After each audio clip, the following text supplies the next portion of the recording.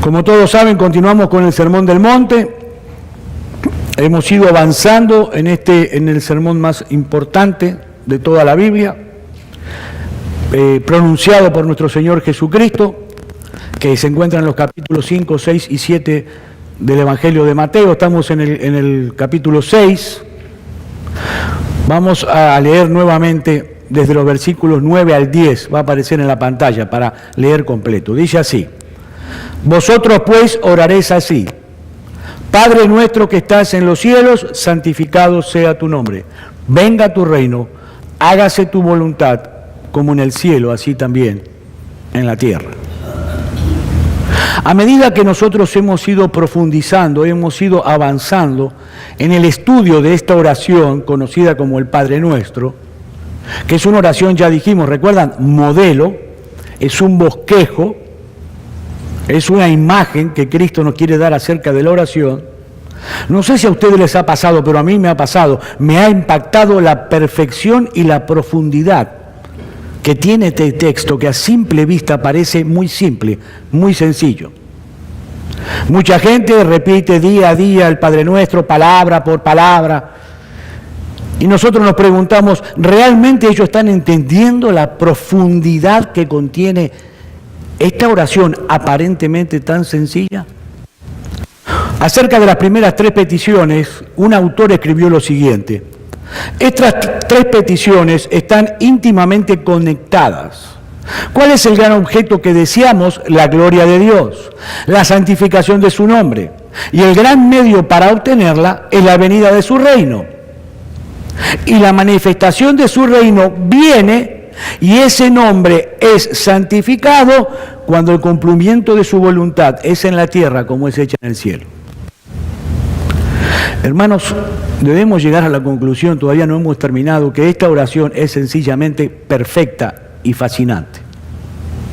A medida que vamos profundizando en su estudio, nos vamos sintiendo impactados a ver todas las implicaciones que tiene cada pequeña porción.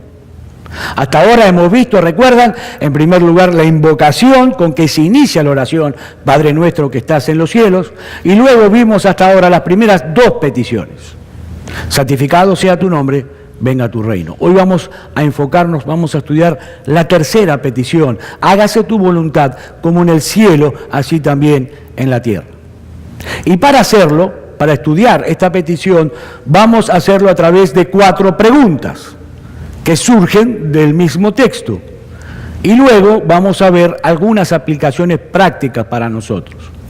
Primera pregunta que surge del texto, que es obvia, ¿no?, que es natural, que surge inmediatamente: ¿qué es la voluntad de Dios?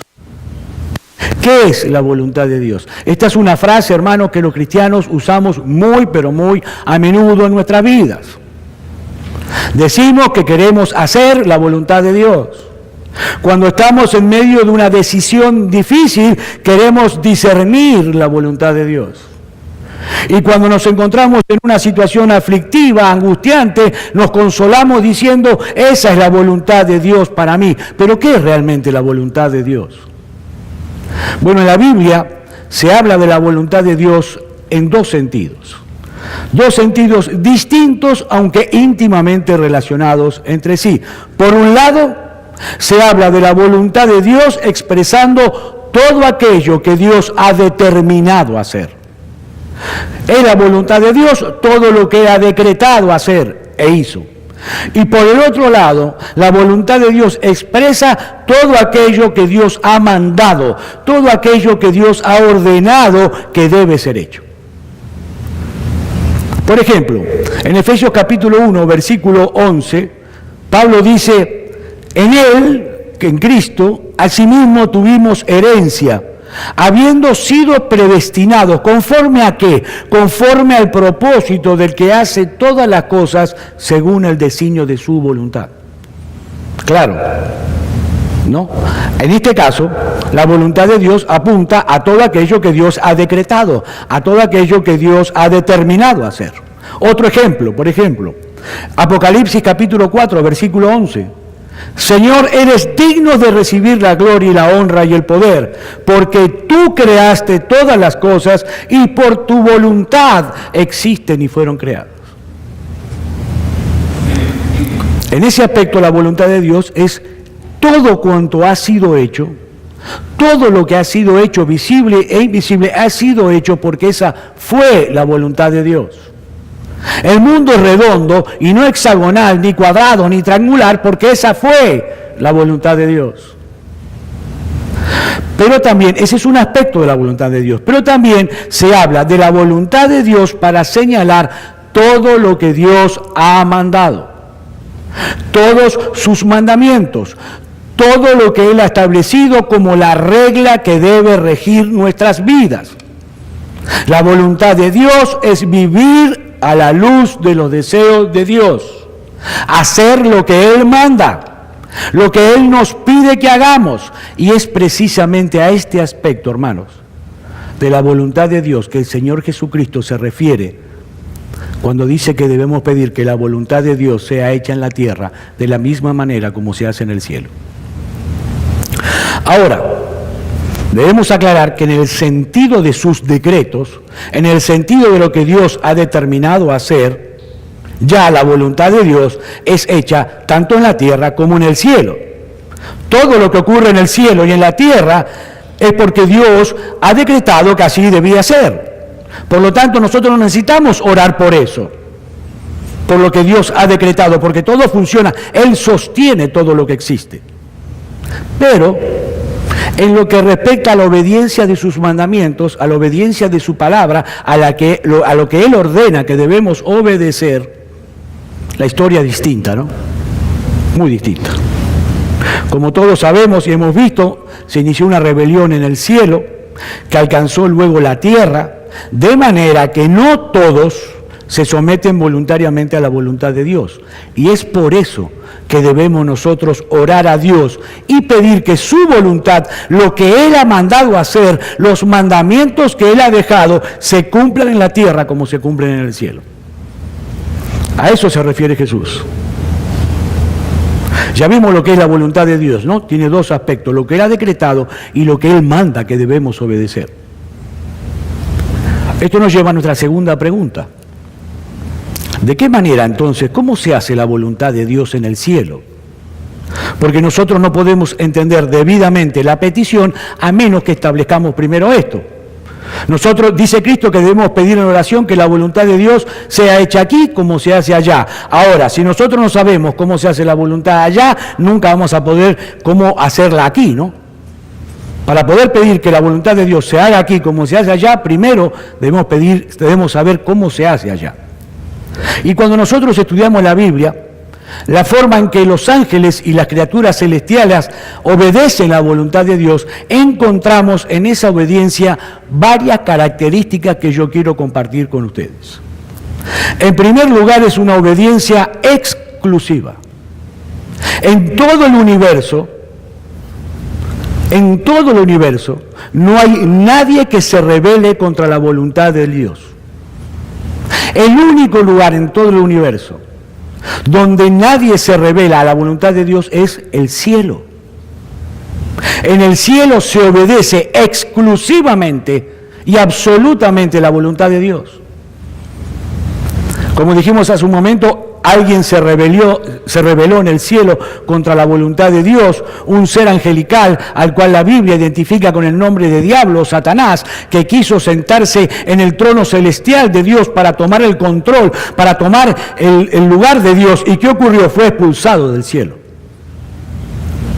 Ninguna rebelión puede ser permitida en el lugar donde se encuentra el asiento mismo del gobierno de Dios.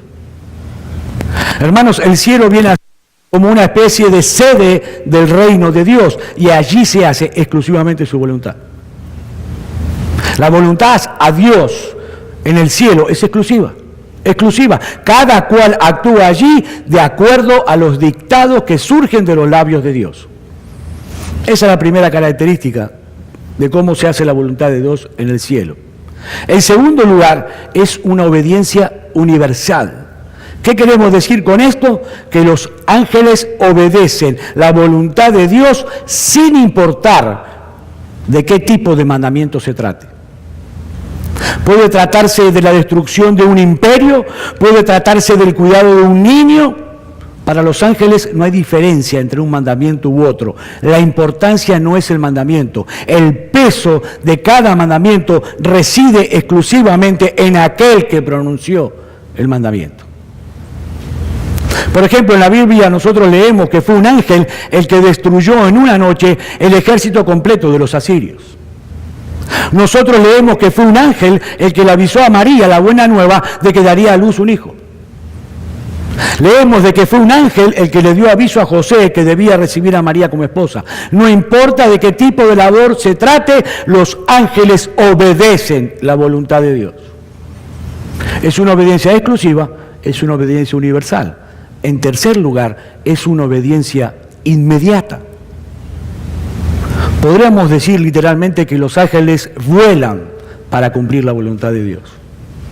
No hay dilación en su obediencia. Tan pronto es emitida la orden, se inicia el proceso para llevarla a cabo. Por eso ellos nunca llegan tarde al lugar donde se les envía. Siempre están allí en el momento preciso y en el lugar preciso. Por ejemplo, el Señor Jesucristo estuvo en el desierto 40 días, en ayuno. Y acababa de enfrentarse cara a cara al maligno. ¿Qué dice la Biblia? Que vinieron ángeles y le servían. El apóstol Pablo se encontraba en una barcaza a punto de zozobrar, en medio del mar, en medio de una tormenta. Y cuando sus fuerzas desfallecían, apareció un ángel para consolarlo. Los apóstoles fueron a la cárcel por predicar el Evangelio. Y dice el libro de Hechos, capítulo 5, versículos 19 y 20, mas un ángel del Señor, abriendo de noche las puertas de la cárcel y sacándolos, dijo, id y puestos en pie en el templo, anunciad al pueblo todas las palabras de esta vida. Siempre llegan en el momento oportuno, porque no solo obedecen la voz de Dios, lo hacen con diligencia, sin ninguna dilación. En cuarto lugar, se trata de una obediencia que es continua. No hay ningún lugar de las Escrituras que nos indique ni siquiera la posibilidad de que los ángeles piensen en algún momento desobedecer la voluntad de Dios. Aquellos ángeles que no siguieron la rebelión de Lucifer, aquellos ángeles que mantuvieron su integridad y su obediencia, así permanecerán por siempre, obedeciendo continuamente la voluntad de Dios. Los ángeles no son como nosotros los humanos, ¿no? Los ángeles no se toman pequeñas vacaciones de desobediencia. Jamás. Eso está fuera de toda consideración. Su obediencia a los mandamientos de Dios, hermanos, es exclusiva, es universal, es inmediata, es continua y podemos agregar que también es deleitosa. No hay pesadumbre ni quejas para cumplir la voluntad de Dios. Los ángeles no obedecen a Dios como muchos niños que obedecen a sus padres, hacen lo que los padres les piden, pero con una actitud quejosa, malhumorada, de mala voluntad. No, para los ángeles es un deleite hacer la voluntad de Dios. ¿Y qué dice Cristo, hermanos? Que de esa misma forma nosotros debemos hacer la voluntad de Dios aquí en la tierra. Y yo te pregunto esta mañana, ¿tú obedeces la voluntad de Dios de esa exacta misma manera? ¿En forma exclusiva? ¿Es solamente Dios el que rige tu vida y tus actos? ¿O es la sociedad, el mundo que te rodea, o lo que dicen tus vecinos, o tus amigos, o tu papá, o tu mamá, o tu esposo, o tu esposa? ¿Es exclusiva la voluntad tuya hacia Dios? ¿Es universal? ¿Tú obedeces todo lo que Dios dice? ¿Absolutamente todo sin quitar una coma o un punto? ¿Es inmediata, hermano? ¿Apenas escuchas la palabra de Dios, haces lo que Dios dice? ¿Es continua? ¿Constantemente? No, bueno, pastor, a mí hay que entenderme, ¿eh? A mí hay que entenderme un poco. Yo trabajo como un burro toda la semana y todo el año. Yo necesito descanso. Necesito irme y descansar de Dios, de la iglesia. Y tengo mi derecho. Hermano, cuidado. Cuidado, porque Cristo dice que nosotros debemos clamar, porque esa voluntad, de la forma en que ocurre en el cielo, ocurre aquí. Pero primero que todo en tu corazón debe empezar. Y quiero aclarar un punto, porque el otro día hablaba con unos hermanos alumnos de Minsk. Yo no estoy diciendo, ustedes saben el celo que yo tengo con que ustedes estén aquí cada domingo, ¿no? Los que vienen hace tiempo lo saben perfectamente. Es un celo que no van a poder cambiar jamás, porque amo la iglesia. No lo van a poder cambiar. Ahora, yo no estoy diciendo con eso que ustedes no puedan salir a pasear. No se confundan, porque uno puede pensar, este pastor es un loco, uno no puede hacer nada porque él se enoja. No, usted puede ir donde quiera, hermano. Lo que tiene que hacer es guardar el día del Señor, nada más. Y le voy a explicar qué fácil es. Si usted tiene que ir a visitar a su hijo, que vive, no sé, en California, lo primero que hago cuando llego a California, y sé que me voy a quedar el domingo, es buscar una iglesia donde honrar el día del Señor. Si tengo que ir a Orlando porque tengo que ir a Disney World, yo voy a Disney World. Nunca fui, pero si tengo que ir, yo voy. Pero el domingo lo primero que pregunto, perdón, ¿dónde hay una iglesia de la PCA aquí en Orlando? En tal lado. Paro un minuto, mi paseo, que Disney no se va a ir. Honro el día del Señor, participo del servicio y sigo. Voy a otro parque. ¿Se entiende lo que quiero decir? No estoy diciendo que dejen de pasear, estoy diciendo que honren el día del Señor. Bueno, pastor, pero ¿qué pasa cuando voy a un crucero? En el crucero no hay iglesia. ¿Sabe lo que hago, hermano? Me encierro en mi cuarto con mi mujer, con mi hijo y con quien esté conmigo. Pongo, está el teléfono, en el teléfono pongo YouTube, cantamos himnos, alabamos al Señor, oramos y hacemos un devocional. Yo honré el día del Señor donde estoy. A eso me refiero yo, no a que dejen de pasear y se encierren en sus casas. Obviamente, me encantaría que todos los domingos estén aquí y no paseen tanto. Pero supongamos que alguien tiene que pasear. Honren el día del Señor. Eso es obedecer la voluntad de Dios, hermanos. Eso es. ¿Y qué está diciendo Cristo? Que debemos clamar que esa voluntad de Dios sea hecha aquí en la tierra, empezando por nosotros mismos, de la misma manera. Y esto nos lleva a nuestra tercera pregunta. ¿Cuál es el significado de la petición en sí misma? Como ha dicho un comentarista, esta petición enfoca tanto el presente como el futuro. Al pedir que la voluntad de Dios sea hecha en la tierra como se hace en el cielo, estamos pidiendo por algo que nos afecta en el presente, sí, hoy, ahora, aquí, pero estamos pidiendo también por algo del futuro. ¿Y en qué sentido nosotros pedimos que la voluntad de Dios sea hecha hoy en el presente, en la tierra? Bueno, ya hemos aprendido que cuál es nuestra principal preocupación cuando venimos a orar. Lo he repetido varias veces, ¿no? Cuando venimos delante de Dios en oración, nuestra principal preocupación es que el nombre de Dios sea conocido, sea estimado y sea reverenciado en todo el mundo. Y que el medio por excelencia para que eso suceda es la expansión del dominio de Dios en el mundo por medio de su gracia y de su verdad. ¿Y cómo se va a manifestar la venida del reino de Dios? A través del cumplimiento de su voluntad. Hermanos, cuando pedimos en oración porque la voluntad de Dios sea hecha en la tierra como se hace en el cielo, estamos orando primariamente por nosotros mismos. Estamos clamándole a Dios que Él obre en nosotros con tal poder que nosotros podamos mortificar todo vestigio de rebeldía, todo vestigio de desobediencia. De tal manera, esa es la intención que debemos pedirle a Dios, que nuestras vidas reflejen la clase de obediencia que los ángeles tienen en el cielo. Eso debemos clamar. Es pedirle al Señor que nos ayude a obedecerlo primero con una obediencia exclusiva, una obediencia universal, una obediencia continua, una obediencia inmediata y una obediencia deleitosa. Esa es la petición así. Pero esa petición de Dios no solamente mira al presente, sino que también mira al futuro. Pedir a Dios que su voluntad sea hecha en la tierra como se hace en los cielos no es otra cosa que pedir por la llegada de aquel día del que habla el apóstol Juan en Apocalipsis capítulo 21, versículo 1 al 3. Vi un cielo nuevo y una tierra nueva, porque el primer cielo y la primera tierra pasaron, y el mar ya no existía más. Y yo, Juan, vi la santa ciudad, la nueva Jerusalén, descender del cielo de Dios, dispuesta como una esposa ataviada para su marido. Y oí una gran voz del cielo que decía: he aquí el tabernáculo de Dios con los hombres, y Él morará con ellos, y ellos serán su pueblo, y Dios mismo estará con ellos como su Dios. Hermanos, cuando llegue ese momento, cuando nuestro Señor Jesucristo regrese en gloria, se va a cumplir a la perfección esta petición. La voluntad de Dios será hecha en el cielo, en la tierra como se hace en el cielo. Y en último lugar, vamos a ver la última de las preguntas. Hemos visto qué es la voluntad de Dios, hemos visto cómo se hace la voluntad de Dios en el cielo y hemos visto de qué se trata la petición. En cuarto lugar, veamos por qué los ángeles, es otra pregunta que surge, ¿por qué los ángeles obedecen a Dios de esa manera?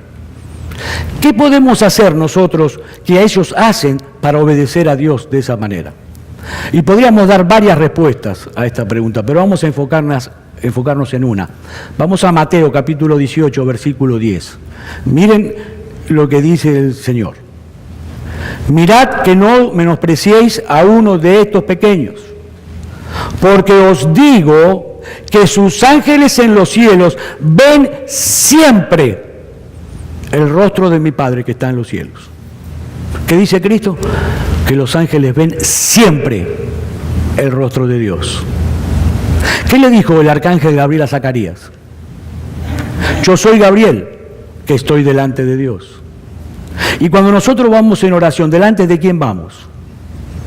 Del Padre que está en los cielos. Hermanos, el secreto de la obediencia se encuentra en el hecho de que ellos, los ángeles, los seres celestiales, miran a Dios continuamente en la hermosura de su santidad, en la perfección de sus atributos, en su justicia, en su amor. Los ángeles saben perfectamente que todo cuanto Dios ordena es santo, es justo, es bueno, porque ellos conocen a Dios. ¿Por qué? Porque lo contemplan continuamente.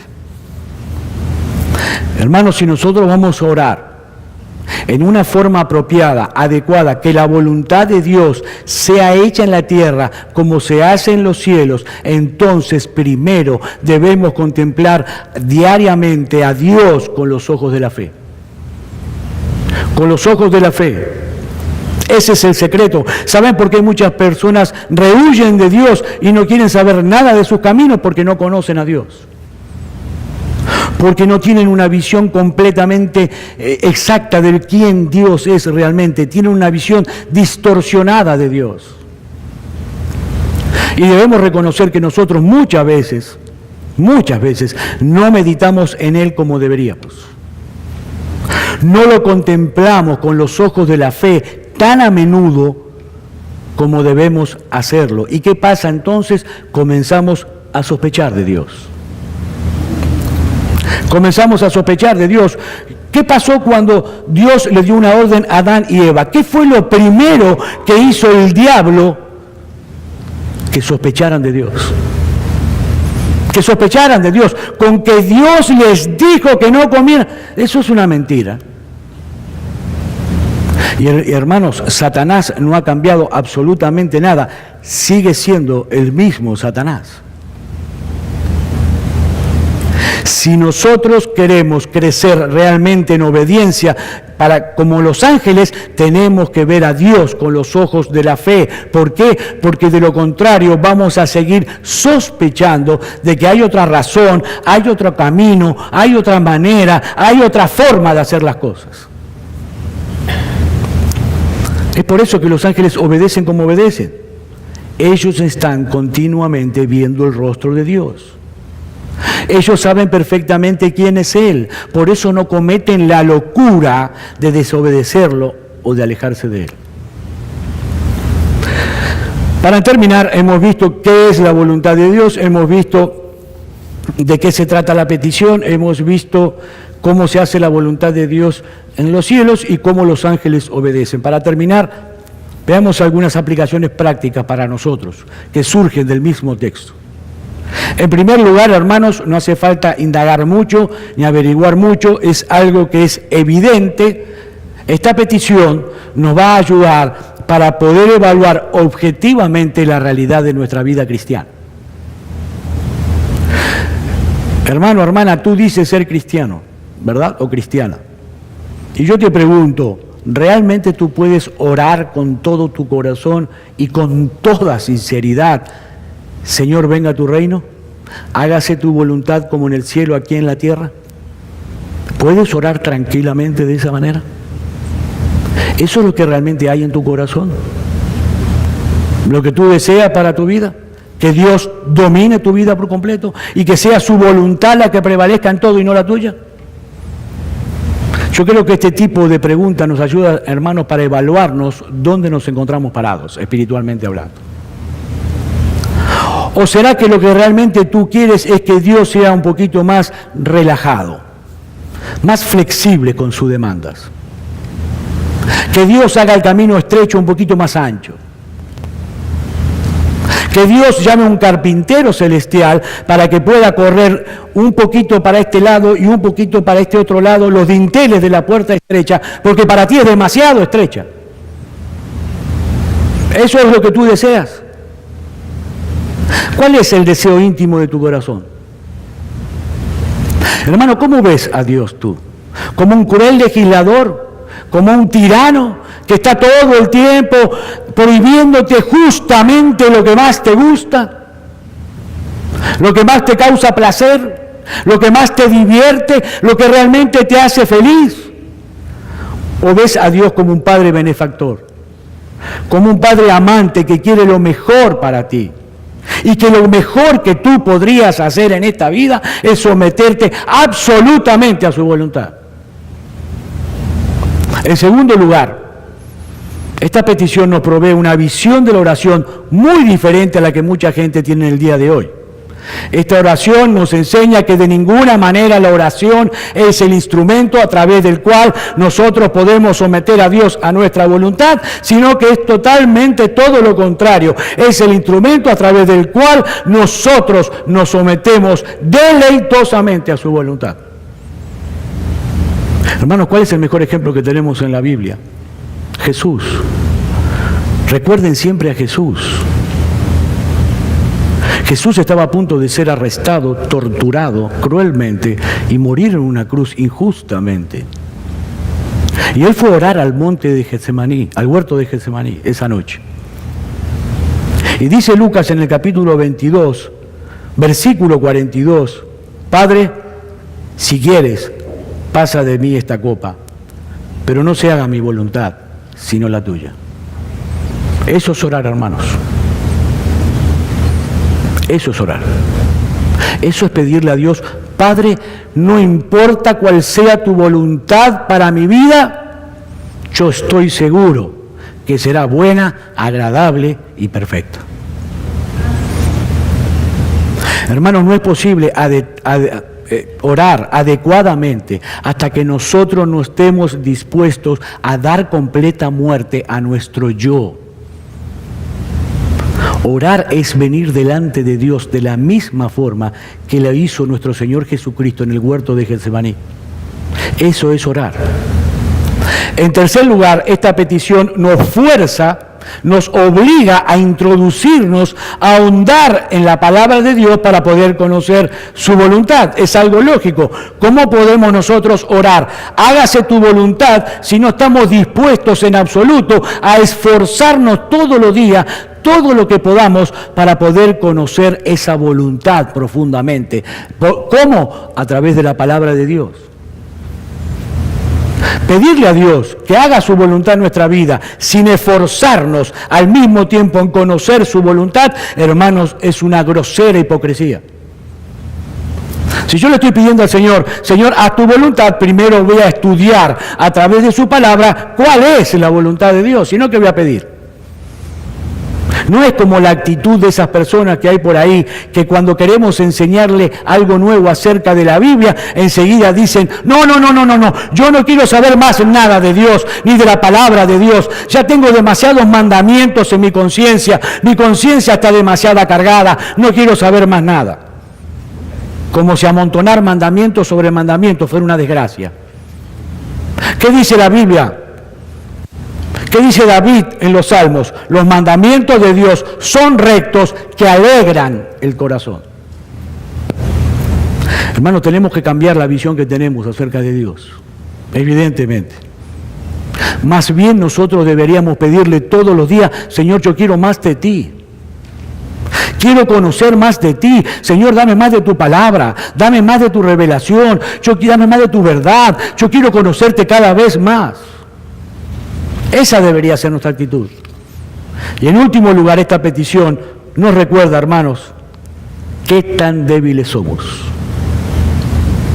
Qué débiles somos. ¿Qué dice Cristo? Cuando tú vayas a orar, pide: Señor, obra en mí para que yo pueda hacer tu voluntad. Hermanos, nosotros no podemos dar un solo paso en el camino de la obediencia sin la ayuda del Espíritu Santo de Dios.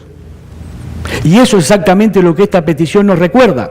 Señor, yo no puedo hacer absolutamente nada si tu gracia no me capacita para eso. Y recuerda algo: pedir a Dios que su gracia venga sobre ti y que esa gracia te capacite a ti a obedecerle es orar conforme a la voluntad de Dios, porque eso es lo que Dios quiere. Así que tú puedes empezar hoy mismo a pedirle con toda confianza, hoy, esta tarde, después de salir del servicio: Padre, que se haga tu voluntad en mi vida y no la mía. Aunque a veces me sea particularmente desagradable, aunque a veces yo no la entienda debidamente, aunque a veces no sepa qué va a deparar tu voluntad en mi vida, Señor, sé positivamente que tu voluntad es 1000 veces mejor que la mía. Así debemos orar. Eso es lo que dice esta petición: Señor, hágase tu voluntad, así en la tierra como también en el cielo. En la tierra se refiere a nosotros en primer lugar, en nuestro corazón, hermanos. Vamos a finalizar con lo que el apóstol Pablo dice en Romanos capítulo 12, versículo 1 y 2. Así que, hermanos, os ruego por la misericordia de Dios que presentéis vuestros cuerpos en sacrificio vivo, santo, agradable a Dios, que es vuestro culto racional. No os conforméis a este siglo, sino transformaos por medio de la renovación de vuestro entendimiento. ¿Para qué todo eso? Para que corroboréis cuál sea la buena voluntad de Dios, agradable y perfecta. Vamos a orar.